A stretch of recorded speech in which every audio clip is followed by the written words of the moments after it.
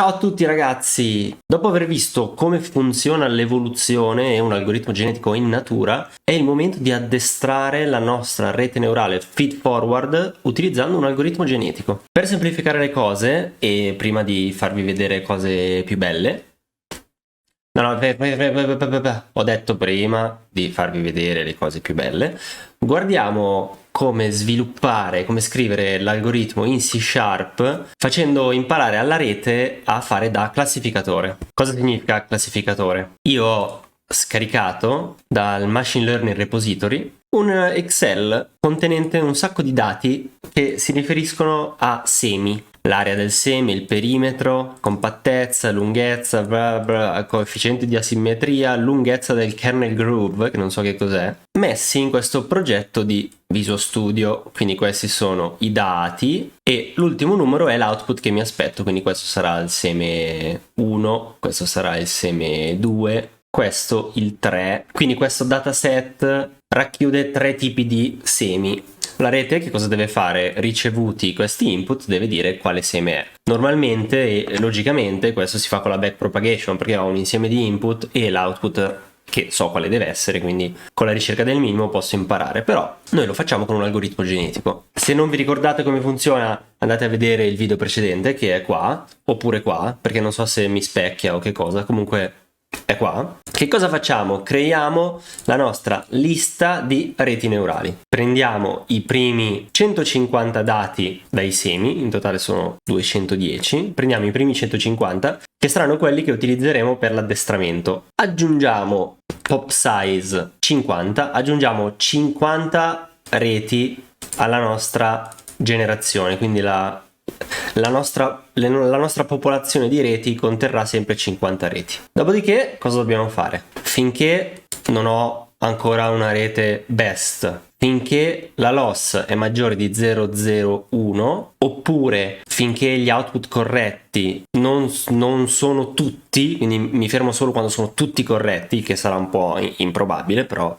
vediamo, dipende dal dataset. Con alcuni dataset, se vedete qui ne ho vari, se gli passate il dataset di Iris, che sono meno, allora lui ce la fa a indovinarli tutti. Che cosa facciamo? Per prima cosa dobbiamo valutare la fitness di tutti i componenti della nostra popolazione e quindi facciamo evaluate del network. Prendiamo il migliore, che è questo qui, ordino prima per la loss, perché comunque io, essendo che so input e output, posso usare come fitness la loss, quindi meno loss ho, più fitness ho, quindi ordino dal più piccolo al più alto di loss. E poi ordino anche per numero di neuroni, perché a parità di loss io voglio ottenere la rete che ha meno neuroni, e questo sarà il nostro best, che qui stampo e salvo come immagine, dopo vi faccio vedere ogni 25 generazioni. Una volta che ho fatto la valutazione, allora evolvo la mia popolazione. Finito tutto ciò, prendo gli altri 50 dati e verifico se la mia rete ha imparato oppure no. Come funziona l'evoluzione della rete? Allora, creo una nuova popolazione, innanzitutto. Poi le tecniche sono molteplici, questa è quella che ho fatto io. Prendo i primi 5 migliori della popolazione corrente e li metto nella nuova senza alterarli. Questo mi permette di essere sicuro sia che la fitness di generazione in generazione non diminuisca mai, sia di avere almeno 5 reti nel crossover della generazione successiva che so che sono brave. Come creo il resto della popolazione? Con quella che si chiama Tournament Selection. Quindi io ho deciso di fare un torneo da 5. Questo significa che prendo 5 reti casuali dalle mie 100. Di queste 5 prese casualmente, scelgo quella migliore. Quindi prendo un individuo che ha vinto un torneo delle 5, un altro individuo che ha vinto un torneo delle 5, questi non sono i migliori in assoluto, sono i migliori delle 5 che ho scelto casualmente. Creo un nuovo individuo, unendo, come si uniscono i geni del DNA, unisco i neuroni dei due nuovi individui. Qui ci sono un po' di ottimizzazioni per farlo andare più veloce, però la cosa che conta è che metto come primo metto come primo termine della funzione la rete con più neuroni e come secondo quella con meno neuroni, ok? Siccome le ho messe in quest'ordine, io posso tagliarle in qualsiasi punto e unirle e ottengo che la rete nuova avrà sicuramente tutti gli input e sicuramente tutti gli output che mi servono, perché sono agli estremi e combaciano, e poi gli hidden di un po' di uno e un po' dell'altro. Se ci sono neuroni doppi ne prendo uno solo e sono a posto così. E così io le ho unite. Se io avessi fatto come funziona biologicamente, quindi per ogni gene scelgo a caso se prendere uno o prendere l'altro, non sarei stato sicuro che tutti gli input e tutti gli output sarebbero stati copiati, e poi avrei usato, mi sarebbe servito un tempo computazionalmente parlando altissimo, perché devo estrarre per ogni gene un numero random invece di estrarre solo dove c'è il taglio. Comunque sono tecniche differenti, si possono fare in tutti i modi.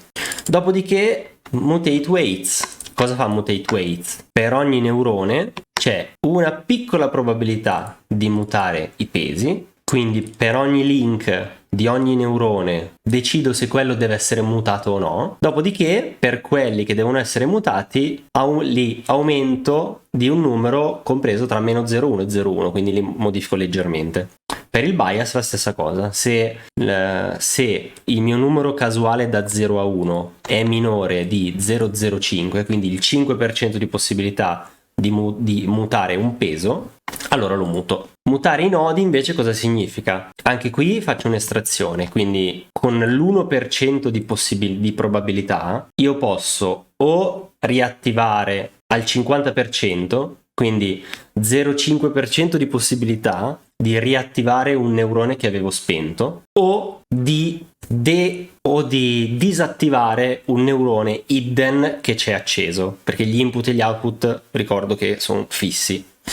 Quindi io posso accendere o spegnere neuroni nell'hidden layer. Posso anche, in caso non voglia fare nessuna di queste due, creare un nuovo neurone e lo metto in un nuovo hidden layer. Una volta fatto questo, metto il nuovo individuo nella nuova popolazione e ricomincio con la valutazione e la successiva evoluzione. Ovviamente trovate il codice in descrizione, vi faccio vedere velocemente come è strutturato, nel senso che la rete neurale è una lista di neuroni. Il neurone ha un sacco di parametri come il suo ID, il suo tipo e l'id del layer in cui è, e poi ha questi links che sono i pesi da lui verso gli altri nodi, che è un dizionario di int double. Quindi ad esempio il neurone 2 è connesso al neurone 5 con peso 0,1, allora nel dizionario links del neurone 2 c'è una entry con chiave 5 e valore 0,1. Ha il suo bias, ha il suo ignored, ha tutto il suo sistema di valutazione che abbiamo già visto con le altre reti, inutile che ve lo faccio vedere, se non l'avete visto guardatevelo e nei video e nel codice in descrizione. Come funzione di attivazione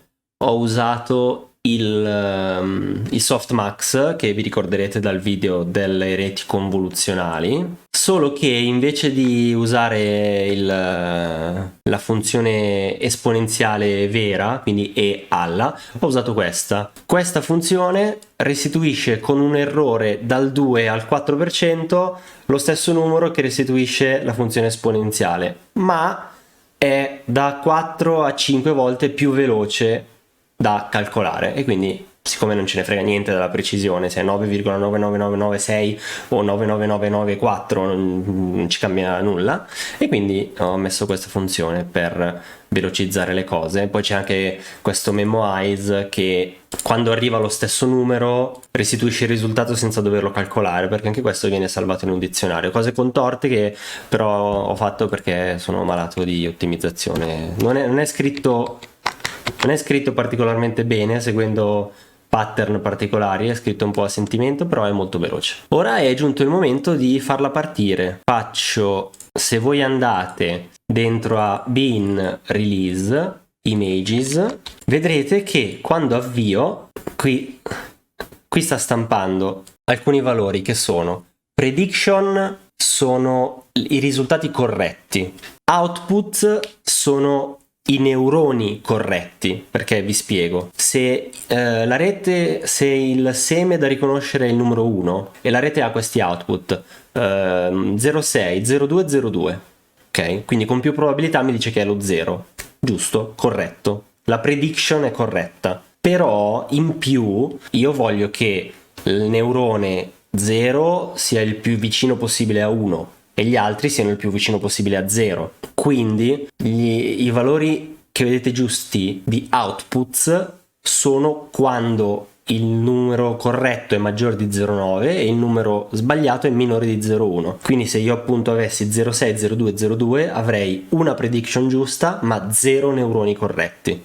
Non so se mi sono spiegato. Dopodiché c'è la loss, che vedete che lentamente diminuisce, e poi c'è il numero di neuroni, che aumenta, ma non sempre, perché se tenete d'occhio, dopo un po' che la loss resta sempre uguale, anche il numero di neuroni diminuisce. E infatti vediamo cosa abbiamo disegnato. Queste sono le generazioni, quindi abbiamo 1, 2, 3, 4, 5, 6, 7 input, 7 hidden e 3 output. Se noi andiamo avanti, vediamo che la rete migliore della generazione 2700, che è questa, è fatta così. Oltre ad avere gli input, il primo hidden e gli output uguali, ha questi neuroni aggiuntivi che hanno portato a una miglior fitness. Vedete, guardate, stanno diminuendo, vedete? La loss era 0,015 con 23 neuroni e grazie all'approssimazione sono scesi a 22, poi a 21 e poi a 20, vedete?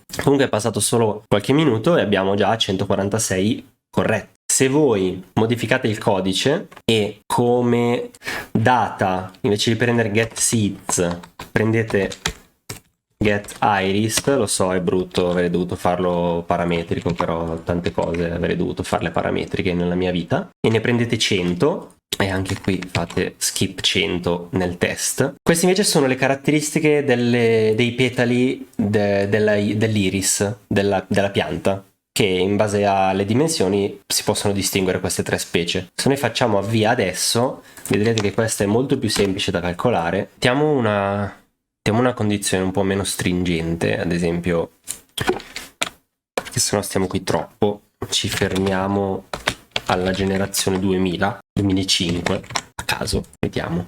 Ok, è partito. Vedete, i neuroni sono aumentati subito, 11, 12, 13 e poi bam, sono tornati a 11. 99 prediction giuste, di cui solo 4 neuroni in globalmente erano sbagliate, e come vedete i neuroni sono sempre 11. 2005 ho fatto.